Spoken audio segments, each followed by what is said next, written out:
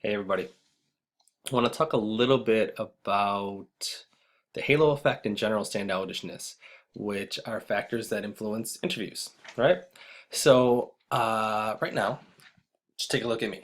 So, how I'm dressed.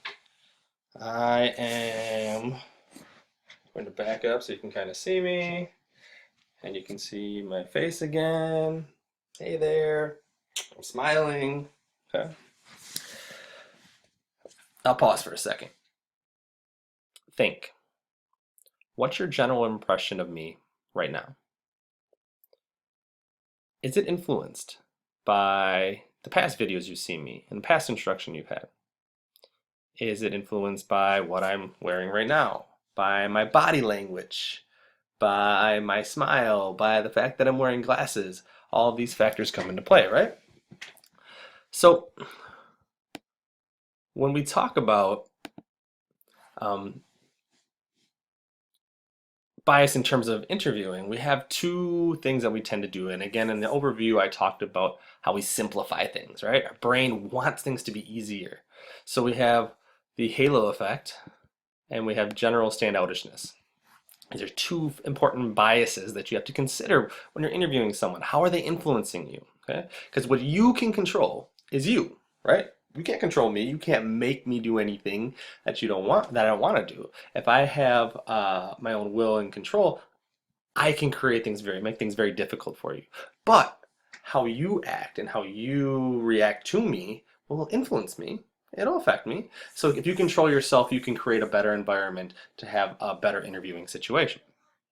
So the halo effect is the tendency to judge specific traits on the basis of a general impression. What does that mean? Um, so you see someone like me, I'm wearing running gear because I'm hopefully going for a run soon.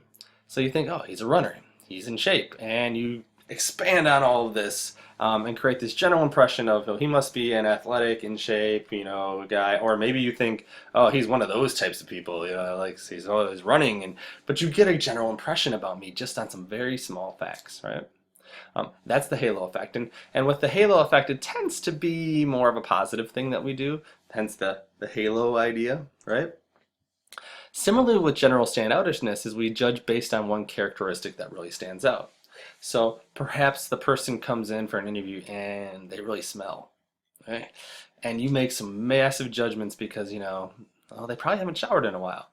Um, Now, the kind of judgments you make can affect you. Now, this will probably be influenced by what kind of test you're giving them, right? If I'm giving them an intelligence test, it might be different than if I'm giving them a test on depression. If they smell very bad, then I might say, oh, this is another factor coming into play in the fact that they might actually have depression, right?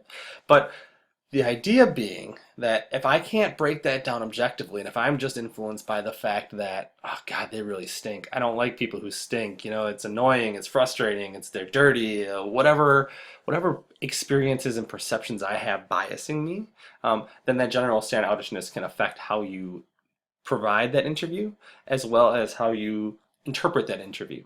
Okay? And remember, when we're talking about interviews, we're talking about a give and take relationship, right? It has to allow for some flow of communication. They have to trust me, and I have to trust them. Without that genuine interaction, the interview is going to be lost. Okay? So be aware of the potential to see the halo effect, as well as general standoutishness. Now, I want to give you one more example from my own experiences doing interviews in a therapeutic setting. I would work with teenagers, adolescents, who suffered from a variety of forms of mental illness. And I had one individual in particular that stands out to me, and this person, I saw the halo effect.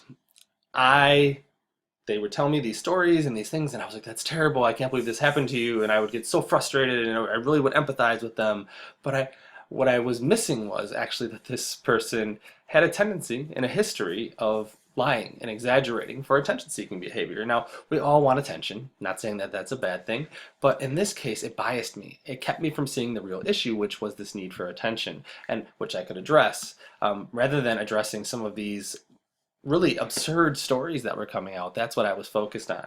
So my ability to connect with this patient and to address this person's issues effectively were affected by the halo effect. So we really want to avoid those types of things whenever we can.